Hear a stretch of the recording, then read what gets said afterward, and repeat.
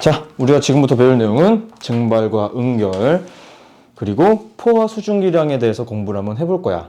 오케이? 자, 제일 먼저 25페이지 가도록 할게요.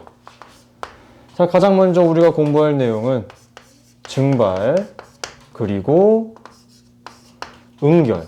이 두 가지에 대한 차이점에 대해서 한번 공부를 해볼 건데, 여러분, 우리 증발이라고 하는 것은 액체 상태로 존재하던 물이 기체 상태로 바뀌는 것을 우리가 증발이라고 이야기를 하고, 응결이라고 하는 것은 기체 상태로 존재하던 물이 수증기라고 봐야 되겠지? 수증기가 액체 상태로 다시 되돌아가는 것을 이야기합니다. 얘들아, 우리 중학교 1학년 때 공부 얼마나 열심히 했나 볼까? 얘들아, 액체에서 기체가 되는 것을 우리가 뭐라고 불러요? 상태 변화에서? 그렇지, 기화라고 부르고요. 그 다음 기체에서 액체로 가는 건 뭐라고 불러요? 액화. 그렇지. 즉 증발이라고 하는 것은 기화하는 거, 응결이라고 하는 것은 액화하는 거, 이렇게 생각하시면 됩니다. 그 다음으로 나오는 게 뭐냐면은 포화 상태랑 불포화 상태. 얘들아, 우리 바로 저번 시험에 열심히 공부했던 내용일 것 같네. 그치? 중학교 2학년 2학기 용해도 파트에서 배웠던 상태에 대한 내용이 나올 것 같아요. 가장 먼저 공부할 내용은 포화 상태고요. 우리가 용해도 파트에서 포화 상태라고 하는 것은 용매 100g에 용질이 최대로 녹을 수 있는 것을 우리가 포화 상태라고 이야기했잖아. 근데 우리가 지금 배우고 있는 것은 수증기에 따라서 달라지는 거란 말이야. 조금 내용이 달라지게 되겠죠. 그래서 여기서 사용하고자 하는 용매는 물이 아니고 공기를 이야기합니다. 그래서 공기에 수증기가 최대로 녹은 것, 그것을 우리가 포화 상태라고 이야기를 할 거고요. 그럼 너무나 자연스럽게 불포화 상태는 뭐라고 얘기할 수 있겠어? 최대로 녹지 않은 것을 이야기할 수 있겠죠. 그쵸? 공기에 수증기가 최대가 아닌 상태를 우린 불포화 상태라고 이야기를 할 겁니다. 그리고 마찬가지로 중학교 2학년 때도 저렇게 상태, 포화 상태와 불포화 상태를 배우고 난 이후에 고체 용해도 곡선이라고 하는 친구를 통해서 곡선으로 표현을 했었죠. 그쵸? 우리도 이번에는 이것을 곡선으로 한번 표현을 해볼 겁니다. 우리는 그 그래프를 뭐라고 부를 거냐면은 포화 수증기량 곡선이라고 부를 거야. 오케이?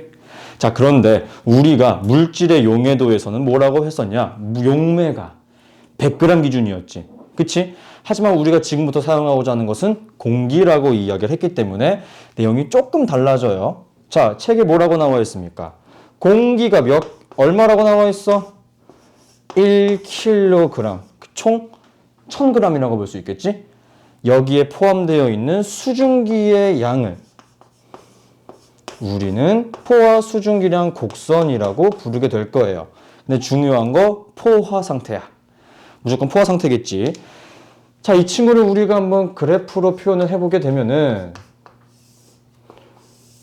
이런 식으로 X축의 온도, Y축의 수증기 양을 대입을 하게 되면은 이런 식의 그래프가 그려지게 되고요. 우리는 여기서 용해도 했던 것처럼 또 해볼 거야.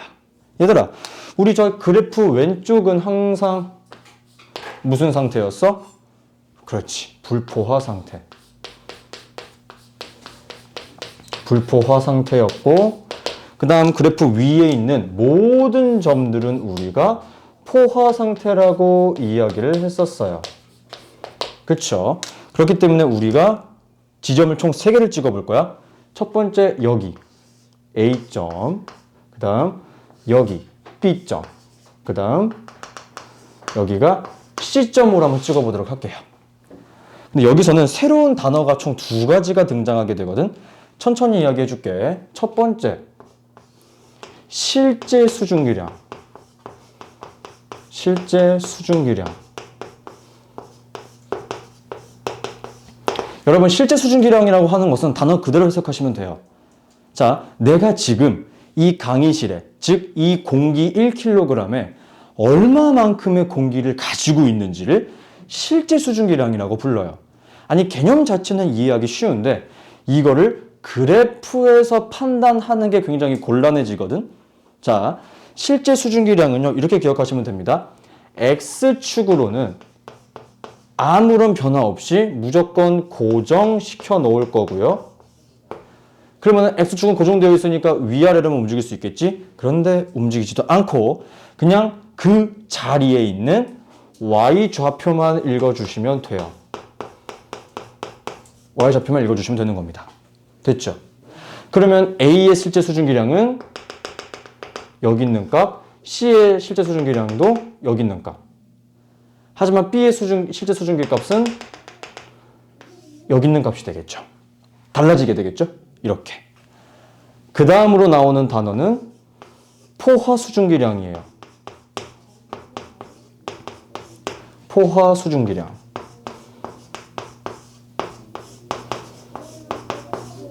자, 포화 수증기량이라고 하는 것은 뭐 우리 이미 알고 있잖아. 현재 온도에서 최대로 녹을 수 있는 값이 포화 수증기량이야. 개념 자체를 이해하는 데는 전혀 어려움이 없지만 우리가 이 그래프에서 판단하는 것은 조금 복잡하거든요. 천천히 갈게요. 우선 포화 수증기량도 마찬가지로 X축은 반드시 고정되어야 합니다. X축은 고정되어 있는 상태에서 Y축을 변화시킬 거야. 즉 Y좌표를 변화시킬 건데 어디까지 변화를 시켜야 되느냐? 그래프에 접점할 때까지. 그래프에 접점을 하게 한 후에 그 지점에 Y좌표를 읽어주시면 되는 거예요. 그러므로 현재 이 C점 같은 경우의 포화 수증기량은 B로 이동을 시켜준 다음에 Y좌표를 읽어주셔야 되겠죠. 그쵸? 즉 여러분 X좌표, Y좌표 정확하게 구분할 수 있어야 되는 수학적인 센스까지 갖고 있어야 될 겁니다. 근데 우리가 현재 이렇게 A, B, C점을 보게 되면은 한 가지 알게 된 사실이 있어. 뭐냐면은 A랑 B는 얘들아 현재 무슨 상태야? 포화 상태라고 볼 수 있겠지. 즉 포화 상태에 존재하는 친구들은 실제 수증기량과 포화 수증기량이 어때요? 일치하죠. 그쵸? 그 다음 C점은 현재 불포화 상태죠. 저 친구는 실제 수증기량과 포화 수증기량이 일치하지 않는다는 것을 우리는 알 수 있게 되었네요. 너무나 당연한 내용이겠지만 얘들아 C점 봐봐. 실제 수증기량이 더 크니 포화 수증기량이 더 크니? 너무나 당연하게 불포화 상태라고 하는 것은 뭐야? 끝까지 다 안 녹인 거잖아. 당연히 포화 수증기량이 더 크겠죠. 그쵸? 이것까지 기억을 해두시는 게 좋을 것 같고. 네. 과포화 상태면 실제가 더 큰 거 아니에요? 그쵸. 근데 우린 과포화 상태 지금 얘기하지 않을 거라고. 왜냐면 우리 전에도 공부했잖아. 용해도에서 과포화 상태가 존재할 수 있다? 잠깐만 존재할 것이다. 왜? 바로 석출되니까. 얘도 마찬가지로 바로 석출돼요. 아시겠죠? 그 다음 우리가 공부할 내용은 용해도 파트에서도 공부했던 내용입니다. 현재 불포화 상태인 이 공기를 우리가 포화 상태로 바꾸려면 총 두 가지 방법이 존재하겠죠? 첫 번째, 수증기를 더 공급한다. 두 번째, 온도를 낮춘다. 냉각할 수 있는 두 가지의 방법이 존재할 거예요. 그쵸? 자, 저거를 기억한 상태에서 제가 왼쪽만 지울 거고 다음 페이지에 나와 있는 이슬점이라고 하는 친구에 대해서 공부 한번 해봅시다. 4번 이슬점. 자, 이슬점은요 그거 기억하셔야 돼요. 이슬점을 우리가 뭐라고 부를 건지. 실제로 이슬점 문제는 어떤 식으로 나오냐면은 네모 박스 안에다가 기역, 니은, 디귿, 리을 줘놓고 이 이슬점에 대한 설명으로 옳은 것을 이런 거 고르는 문제가 많이 나와. 그렇기 때문에 약간의 암기가 조금은 동반돼야 되겠죠. 자, 우선 이슬점이라고 하는 친구는 이렇게 생각을 해야 돼. 기체 상태로 존재하던 수증기가 응결을 시작하는 그 시작 지점을 이야기합니다. 우리는 이것을 이슬점이라고 불러요. 오케이? 두 번째로는 여러분 이렇게 이슬점이 된다 혹은 응결을 시작하게 됐다라고 하는 소리는 이렇게 해석이 가능해요. 원래 불포화 상태였던 공기가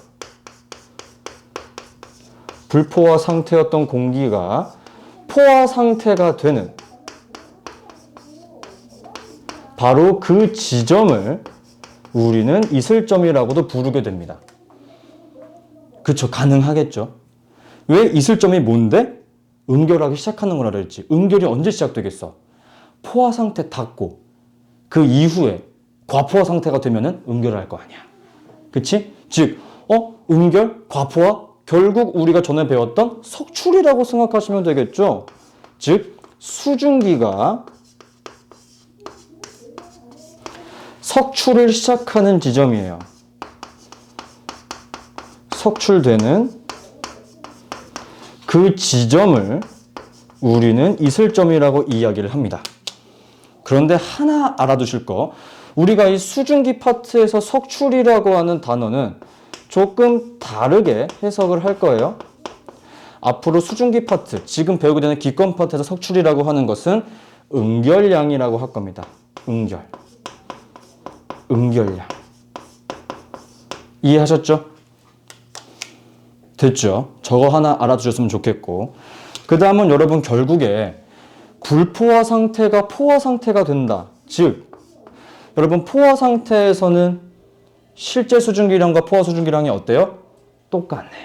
그치? 그러므로 이슬점이라고 하는 친구는 결국에 우리가 조금 전에 공부했던 실제 수증기량과 포화 수증기량이 정확히 일치하게 되는 그 지점을 이야기합니다. 아시겠죠? 그 다음은 그러면 쌤 이슬점이 변화도 하나요? 이슬점의 변화.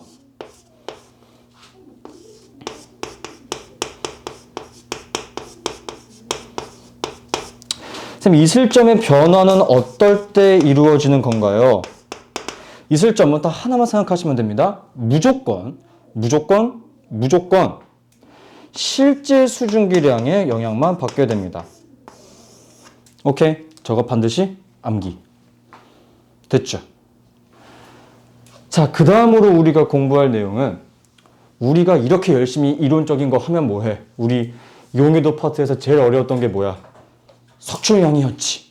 얼마나 석출되는 거, 그 계산하는 거 굉장히 까다로웠지. 여기도 마찬가지로 석출량을 구해야 돼. 석출량. 즉 수증기가 얼마나 많이 석출될 것인가. 근데 우리 방금 공부했죠. 석출량은 곧 뭐랑 똑같다? 응결량과 같다. 그러므로 우린 지금부터 석출량이라고 하는 단어 대신 응결량이라고 하는 단어를 사용하겠습니다. 됐죠? 우리 저번에 석출은 어떻게 구했냐면은 현재 내가 가지고 있는 용질의 양에서 무엇을 빼줬어? 냉각을 한 후에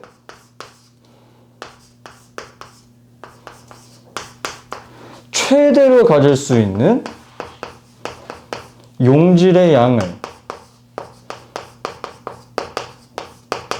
빼줬지. 이게 석출량 구하는 공식이었지. 얘들아, 그럼 여기서 우리가 조금 전에 배웠던 단어로 한번 바꿔봐.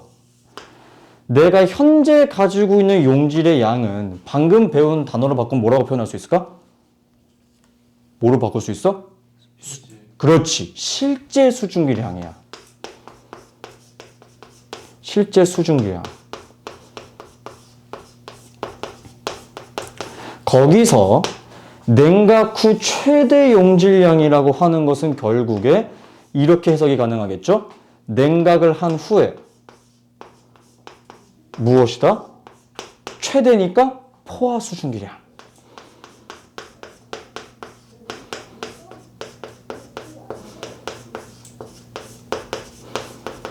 그렇죠? 그러므로 우리는 응결량을 구하기 위해서는 내가 지금 현재 얼마나 가지고 있는지, 즉 실제 수증기량을 기억을 해야 되겠고, 냉각한 온도에서 최대로 녹을 수 있는 포화 수증기량을 기억을 하셔야 되겠네요. 됐죠? 이거 계산하는 거는 우리 용해도 파트에서 충분히 공부했을 거예요. 그쵸? 이렇게 하고 다음 파트 넘어가도록 하겠습니다. 상대 습도네요. 자, 상대 습도는 다시 저는 1번으로 하겠습니다. 1번 상대 습도.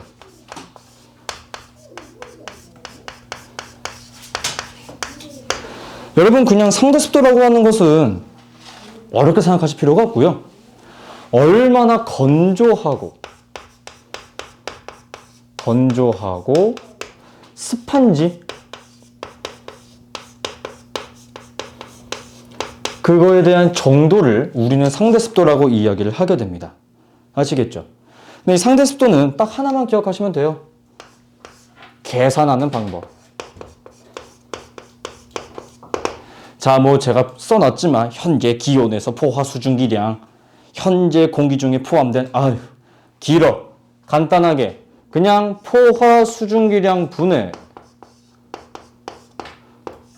실제 수증기량으로 구하시면 됩니다. 거기다가 곱하기 100을 해준다.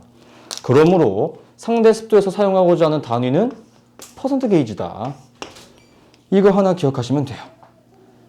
그럼 여러분, 결국 상대 습도를 구하기 위해서는 포화 수증기량 값도 중요하겠고 실제 수증기량 값도 중요하겠죠.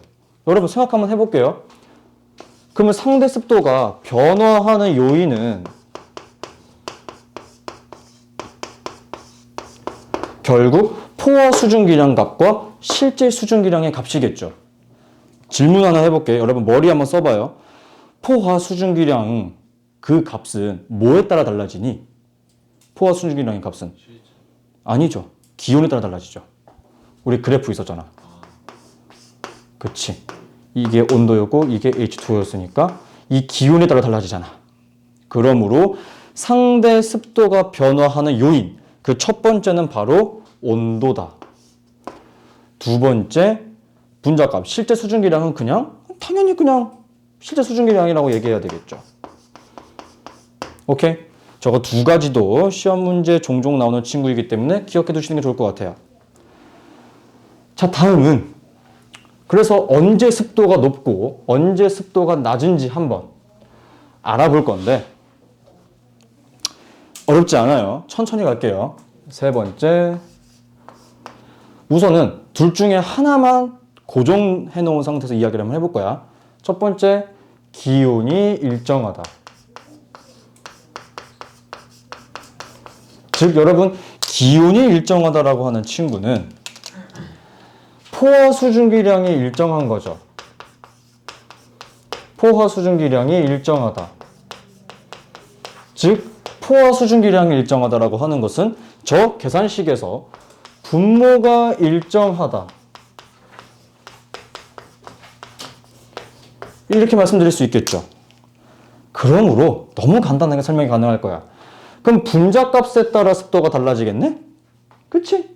그러면 습도가 높다 라고 한다면 여기서 바꿀 수 있는 것은 뭐밖에 없어 이제? 실제 수증기량. 그렇기 때문에 습도가 높아지려면 당연히 실제 수증기량이 많으면 습도 높아질 거고요. 두 번째, 습도가 낮아지려면 실제 수증기량의 값도 작아져야 되겠죠. 됐나요? 어렵지 않죠? 비례관계니까. 두 번째는 이번에는 분자값을 고정시킬 거야. 즉 실제 수증기량이 일정할 때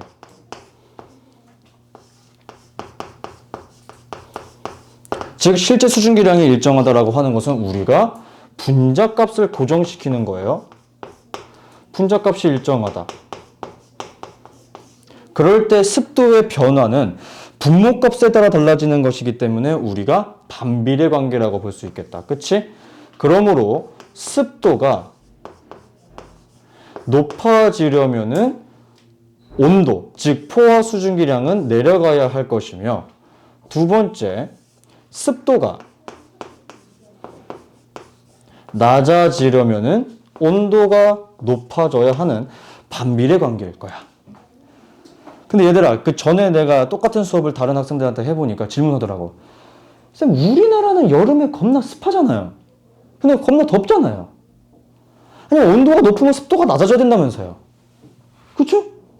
우리 지금 겨울이죠. 그럼 온도가 낮죠. 습도 높아야 되는데. 겨울에 어때? 건조해. 왜 그런지 이야기를 해줄게. 여러분, 누가 봐도 대한민국이죠. 누가 봐도 한반도죠. 우리 땅. 우리 땅. 너무 크게 그렸다. 그지? 북한 말한데 거의. 누가 봐도 우리 땅이지. 우리나라는 여름에는 여기서 불어오는, 저기가 이제 바다야. 북태평양. 오케이? 적도 바로 위에 있는 태평양인 북태평양에서 이렇게 바람이 불어와요. 그럼 여러분, 바다에는 수증기가 많을까 적을까? 많겠지. 바다니까. 그래서 여름에 습해. 겨울에는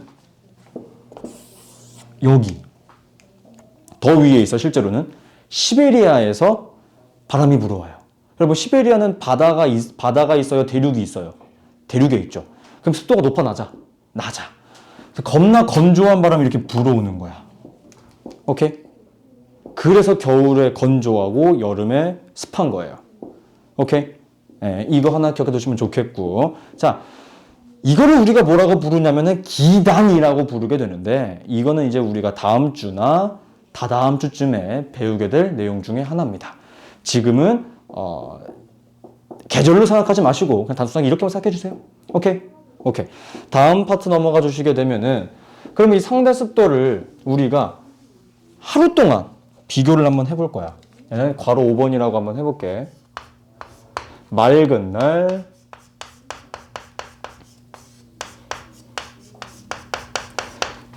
습도 비교.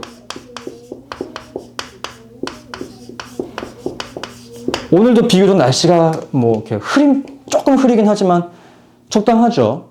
따뜻한 날인데. 자, 이 맑은 날 같은 경우는요, 여러분들이 한 가지 기억하셔야 될 게, 실제 수증기량은 거의 일정해요. 실제 수증기량은 거의 일정합니다. 그럼 여러분, 결국에 이거죠. 분자값이 고정된 상태라고 보시면 되겠죠. 그래서 우리가 한번 이야기를 한번 해보자면은, 첫 번째, 그러면 습도를 비교하기 위해서 습도가 달라지려면 뭐에 영향을 받겠어? 온도에 영향을 받겠지. 그러므로 우리 지구는 온도가 가장 낮을 때가 보통 언제냐면은 한 새벽 4시에서 새벽 5시가 가장 추워요. 그럼 저때 습도는 어떻게 되겠어? 이때 습도는 당연히 높겠죠. 그래서 여러분, 새벽에 무슨 일이 생기는 거야? 이슬이 맺히거나 안개가 끼는 이유가 바로 이런 겁니다. 왜? 응결했거든. 습도가 높아서 응결해버렸어. 오케이? 포화 수증기량이 작아진 거죠. 오케이? 그 다음은 우리 하루 중에서 온도가 가장 높을 때는 언제냐면은 오후 2시에서 오후 6시 사이가 가장 온도가 높아요. 그럼 이때는 너무나 자연스럽게 습도의 크기가 작아지겠죠? 그래서 이때 가장 건조합니다. 이때 가장 건조하다. 됐죠? 이거 머릿속에 넣어주셨으면 좋겠고.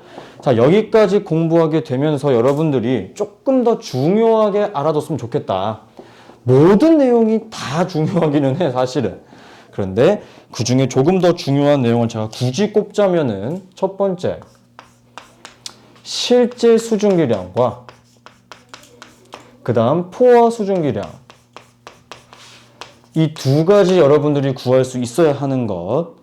그 다음은 이슬점에 대한 판단. 이거 반드시 머릿속에 넣어주셨으면 좋겠고, 상대 습도가 다 중요하다라기보다는 기온이 일정할 때, 그 다음 수증기량이 일정할 때, 그거 케이스 바이 케이스로 생각할 수 있어야 되는 상대 습도. 상대 습도의 판단. 이렇게가 좀 중요할 것 같으니 여러분들은 기억을 해주셨으면 좋겠습니다. 됐죠? 자, 우선 수업 여기까지 하고 10분 쉬었다 합시다.